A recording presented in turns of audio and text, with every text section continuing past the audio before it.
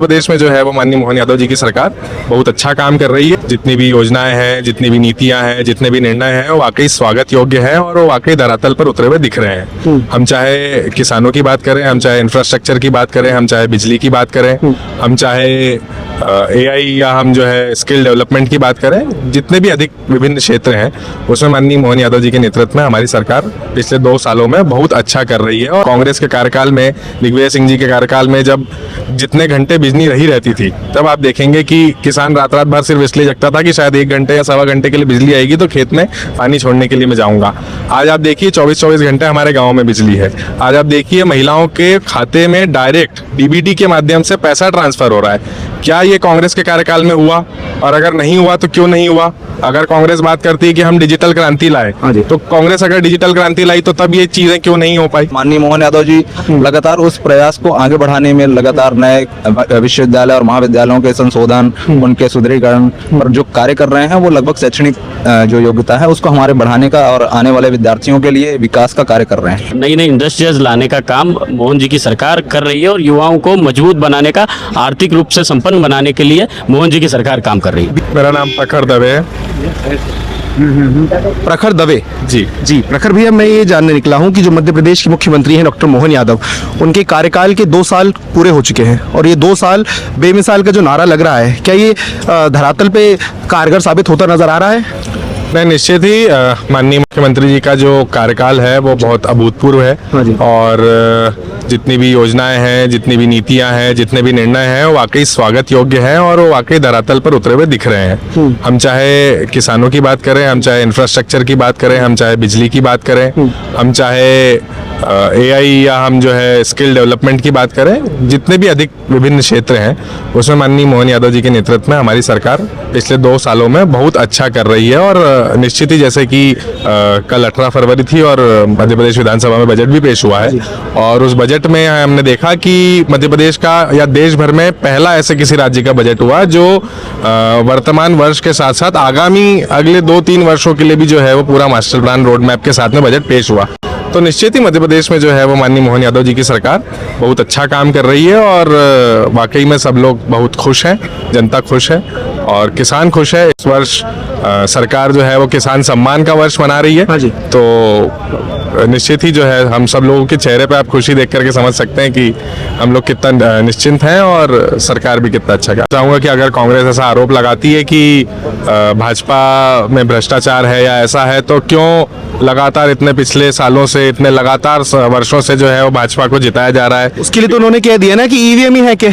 नहीं, अब अगर ऐसे तो फिर अगर खुद के दिल की तसल्ली को देने के लिए तो कुछ भी कहा जा सकता है कि EVM है कि या ये है वो है, लेकिन आप जब जमीन पर उतरेंगे, आप जब लोगों से मिलेंगे, आप जब ग्रामीण इलाकों में जाएंगे, जब आप देखेंगे कि घर घर बिजली पहुंच रही है, जो कांग्रेस के कार्यकाल में, दिग्विजय सिंह जी के कार्यकाल में जब जितने घंटे बिजली नहीं रहती थी, तब आप देखेंगे कि किसान रात रात भर सिर्फ इसलिए जगता था कि शायद 1 घंटे या सवा घंटे के लिए बिजली आएगी तो खेत में पानी छोड़ने के लिए मैं जाऊंगा। आज आप देखिए 24-24 घंटे हमारे गाँव में बिजली है। आज आप देखिए महिलाओं के खाते में डायरेक्ट DBT के माध्यम से पैसा ट्रांसफर हो रहा है। क्या ये कांग्रेस के कार्यकाल में हुआ? और अगर नहीं हुआ तो क्यों नहीं हुआ? अगर कांग्रेस बात करती है कि हम डिजिटल क्रांति लाए, तो कांग्रेस अगर डिजिटल क्रांति लाई तो तब ये चीजें क्यों नहीं हो पाई? तो कांग्रेस के पास में कोई मुद्दे नहीं है, कांग्रेस के पास में कोई विषय नहीं है। कांग्रेस सिर्फ और सिर्फ जनता को भटकाना चाहती है। कांग्रेस जमीन पर कहीं नहीं है, कांग्रेस के कार्यकर्ता जमीन पर कहीं नहीं है। कांग्रेस जहां थी वहां भ्रष्टाचार में इतना लिप्त थी कि उनको जनता ने जवाब दिया है और विपक्ष में बिठाया। मोहन यादव जी की सरकार आई है, उसके बाद से जो है वो प्रशासन पे कड़ी एक लगाम लगी है। प्रशासन ने कड़ी लगाम एक जो है अपराधियों पे लगाई है। रात को 11 बजे, 11:30 बजे आप देखेंगे कि चेकिंग होती है। जितने क्लब हैं वो 11 बजे, 11:30 बजे बंद हो जाते हैं, उनकी लाइव स्ट्रीमिंग होती है, पुलिस कमिश्नर्स उनको देखते हैं। और ये सिर्फ इंदौर में नहीं, ये पूरे प्रदेश में हो रहा है। तो निश्चित ही पुलिस की प्रणाली सुधरी है। कहीं अगर त्रुटि होती भी है तो वो सुधार की जाती है। मतलब मध्य प्रदेश के जो युवा हैं और हर वर्ग के लोग हैं, वो मोहन यादव जी जो हमारे मुख्यमंत्री हैं, उनके कार्यकाल में, उनके कार्यप्रणाली से, हर चीज़ से ये कह सकते हैं कि खुश है। बिल्कुल खुश हैं, प्रसन्न हैं और माननीय मोहन यादव जी का आभार भी व्यक्त करते हैं कि उन्होंने अपने मुख्यमंत्री के कार्यकाल को रहते हुए उन्होंने युवाओं के लिए कई ऐसी योजनाएं, कई ऐसी जो है निर्णय लिए हैं जो युवाओं के लिए बहुत स्वागत योग्य है कि युवा को अब प्रदेश के बाहर नौकरी ढूंढने नहीं जाना पड़ रहा है। क्या नाम है भाई आपका? प्रयाग देव मिश्रा नाम है मेरा। प्रयाग देव मिश्रा। मिश्रा जी, ये बताइए आपके हिसाब से क्या चल रहा है, मध्य प्रदेश का जो कार्यकाल है कैसा चल रहा है मोहन यादव जी का? बहुत ही अच्छा और अभूतपूर्व कार्यकाल चल रहा है। पिछले 2 वर्षों में माननीय मुख्यमंत्री जी ने जिस प्रकार से पूरे प्रदेश को संरचना के तौर पर देखा जाए या फिर युवाओं के लिए, किसानों के लिए, महिला सशक्तिकरण के लिए जो कार्य किए हैं और जो योजनाएं पहले की चल रही हैं उन्हें और आगे बढ़ाने का जो प्रयास किया है, जैसे अपनी लाडली बहना योजना जो थी उसकी राशि में वृद्धि करना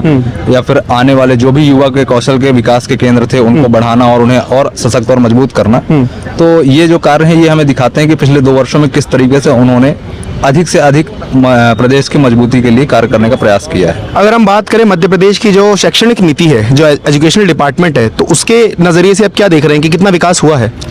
देखिए, मध्य प्रदेश शैक्षणिक रूप से पहले से भी मजबूत था और जब से हमारे भारतीय जनता पार्टी की सरकार बनी थी तब से लगातार शैक्षणिक योग्यताओं के आधार पर शैक्षणिक संस्थानों का विकास होता रहा है। हाँ जी।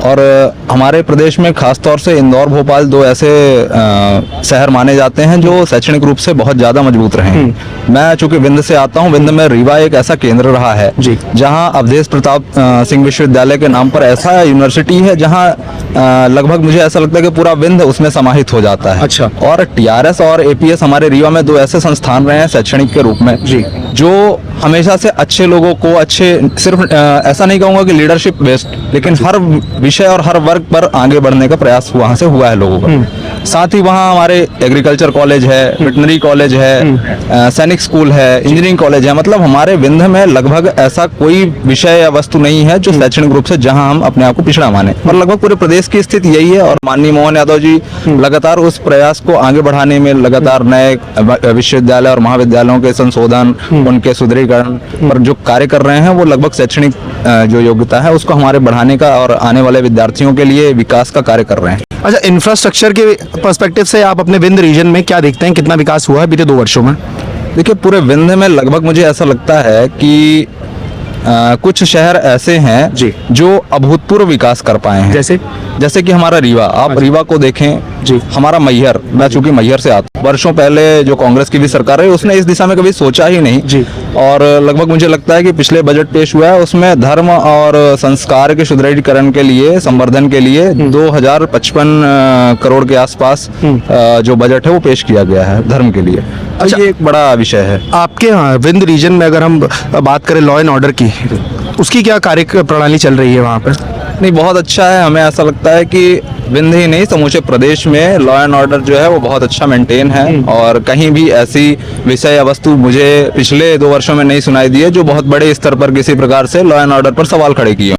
मोहन यादव जी के नेतृत्व में विभिन्न प्रकार की जन कल्याणकारी योजनाएं भी हमारी धरोहरों को सुरक्षित और उनको संरक्षित करने के लिए विभिन्न प्रकार की योजनाएं ला रही है और उनको धरातल पे उतारने के लिए मॉनिटरिंग भी बेहद माइक्रो लेवल पे हो रही है, ताकि उन चीज़ में जिस प्रकार का भी उतार चढ़ाव उन चीज़ को करने में आ रहा है उनको ठीक करना और जो पहले से जो चल रहा है उनको और अच्छे से करने के लिए भी लगातार सरकार काम कर रही है। आज हम लोग भी जब इंदौर उज्जैन को देखते हैं कि इतना विकास भारतीय जनता पार्टी की सरकार ने किया है, ये भूतो न भविष्यति, ऐसा कभी नहीं हो सकता। इतना अच्छा और बेहतर विकास मध्य प्रदेश भारतीय जनता पार्टी की सरकार ने किया। हमारे जो अभी के वर्तमान मुख्यमंत्री डॉक्टर मोहन यादव जी, वो खुद भी उज्जैन के ही हैं, उज्जैन के एक छोटे से गांव के एक किसान के बेटे कहते हैं अपने आप को। कहीं ना कहीं जो कांग्रेस ही है, जो अन्य दल के लोग हैं, उनका कहना है कि जब से मोहन यादव मुख्यमंत्री बने हैं वो सिर्फ और सिर्फ जो विकास है वो उज्जैन निमाड़ वाली बेल्ट पे ही कर रहे हैं, बाकी और प्रदेश पे उनका ध्यान नहीं। नहीं, बिल्कुल ऐसा कुछ नहीं है। चूंकि आगामी दिनों में सिंहस्थ आ रहा है कुछ वर्षों में, तो सिंहस्थ की दृष्टि से जिस प्रकार का डेवलपमेंट होना चाहिए वो डेवलपमेंट हो रहा है। और क्योंकि जब भी सिंहस्थ आता है तो उसके पूर्व की तैयारियां निर्धारित की जाती है वहाँ के श्रद्धालुओं के आने के लिए, उनकी सुगमता के लिए जो व्यवस्थाएं जो होनी चाहिए उन व्यवस्थाओं को लेके काम चल रहा है और बहुत अच्छे ढंग से चल रहा है। बाकी ऐसा कुछ नहीं है कि सिर्फ यहाँ डेवलपमेंट हुआ जो सिंहस्थ की दृष्टि से हो रहा। बाकी हम लोग देखें देवास से अगर आप भोपाल की ओर आएंगे तो आप विभिन्न प्रकार के आपको विकास कार्य दिखेंगे। अभी जब यहाँ बीच में आते हैं तो सीहोर के पास में एक बहुत बड़ा कॉलेज बना हुआ है और उससे पहले जिस प्रकार की सड़कें होती थी उन सड़कों का भी सुदृढ़ीकरण करके जिन गांवों में सड़कें नहीं थी उन गांवों में भी सड़कें पहुंचाने का काम माननीय मोहन जी की सरकार कर रही है। और विभिन्न प्रकार के जिस प्रकार से ये लोग बात कर रहे हैं कि सिर्फ वहाँ उज्जैन के लिए काम हो रहा है, तो पूरे मध्य प्रदेश में युवाओं को रोजगार देने के लिए विभिन्न देशों से संपर्क करके नई नई इंडस्ट्रीज लाने का काम मोहन जी की सरकार कर रही है और युवाओं को मजबूत बनाने का, आर्थिक रूप से संपन्न बनाने के लिए मोहन जी की सरकार काम कर रही है। देखिए, कांग्रेस आज के तारीख में कोई विकल्प नहीं है भारतीय जनता पार्टी का। ये कांग्रेस एक झूठ के प्रकल्प के रूप में काम कर रही है। उनका काम है दिन रात झूठ बोलो और अपनी राजनीति आगे बढ़ाते चलो, क्योंकि उनके पास कोई काम ही नहीं है। दूसरा ये कि कांग्रेस के समय में हमने जंगल राज देखा है। हम जब छोटे थे, जब हमने लालटेन में पढ़ाई, हम खुद लालटेन में पढ़ाई की, तो हमने उनके समय का जंगल राज देखा है। किस प्रकार से पुलिस उनके इशारों पे काम करती थी, गुंडों का भय रहता था और पूरा जंगल राज की तरह सब दूर काम होता था। प्रशासन भी उनके इशारों पे काम करता था और वो जिस व्यक्ति को लाभ पहुंचाना चाहते थे उसी व्यक्ति को लाभ पहुंचाता। लेकिन भारतीय जनता पार्टी सर्वस्पर्शी पार्टी है, सभी को लाभ पहुंचाने की दृष्टि से काम करती है। तो वो लोग, उन लोगों को माइंड सेट है उन लोगों का कि यार हम लोग कभी इस प्रकार का काम नहीं कर पाए, भारतीय जनता पार्टी इतना अच्छा कर रही है, तो उन लोगों को ये बात हजम नहीं हो रही है। मतलब मध्य प्रदेश का जो युवा वर्ग है वो पूरी तरीके से संतुष्ट है मध्य प्रदेश के जो मुख्यमंत्री डॉक्टर मोहन यादव उनके कार्यकाल से? बिल्कुल, बहुत संतुष्ट है। और हम सब ये चाहेंगे कि भारतीय जनता पार्टी की सरकार मोहन यादव जी के नेतृत्व में लगातार आगे बढ़ती रहे और इस प्रकार से, जिस प्रकार से अभी नई नई इंडस्ट्रीज ला रही है, युवाओं को खुद की इंडस्ट्री डालने के लिए सब उपलब्ध करा रहे हैं साधन, वैसे ही आगे और उपलब्ध कराते रहे, ताकि हमारा मध्य प्रदेश का युवा सुदृढ़ हो, संकल्पित हो और मजबूत रूप से देश में आगे बढ़ाने के लिए काम करे। ओके, तो जैसा कि देखा आपने, जो हमारे साथ युवा जुड़े थे, हर मुद्दों पर अपने मन की बात उन्होंने हमसे साझा करी। आगे आपका क्या कहना है कमेंट में ज़रूर बताएं और बने रहिए ऐसे ही आगे के अपडेट्स के लिए। जय हिंद, जय भारत।